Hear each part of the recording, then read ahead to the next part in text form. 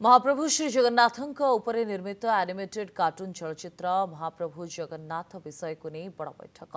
ସୁପ୍ରିମକୋର୍ଟଙ୍କ ଜୁଲାଇ 29 ତାରିଖର ନିଷ୍ପତ୍ତି ପରେ ମଙ୍ଗଳବାର ରାଜ୍ୟ ଅତିଥି ଭବନରେ ବସିଥିଲା ଗୁରୁତ୍ୱପୂର୍ଣ୍ଣ ବୈଠକ। ପୁରୀ ଗଜପତି ମହାରାଜା ଦିବ୍ୟ ସିଂ ଦେବ, ଆଇନ ମନ୍ତ୍ରୀ ପୃଥ୍ୱୀରାଜ ହରିଚନ୍ଦନ, ଆଡଭୋକେଟ୍ ଜେନେରାଲ ପୀତାମ୍ବର ଆଚାର୍ଯ୍ୟ, ମୁଖ୍ୟ ଶାସନ ସଚିବ ଅନୁପ ଗର୍ଗ ଏବଂ ଶ୍ରୀମନ୍ଦିର ମୁଖ୍ୟ ପ୍ରଶାସକ ଅରବିନ୍ଦ ପାଢ଼ୀଙ୍କୁ ନେଇ ଆଲୋଚନା ହୋଇଥିଲା। सुप्रीमकोर्ट निष्पत्ति पर महाप्रभु संस्कृति और महिमार प्रचार किपरि उत्तम भाव में हो पार से नहीं बैठक में आलोचना होता।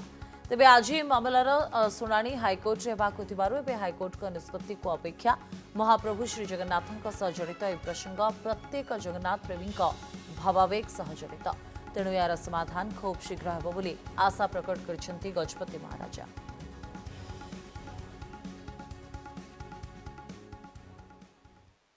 जुलाई निष्पत्ति पर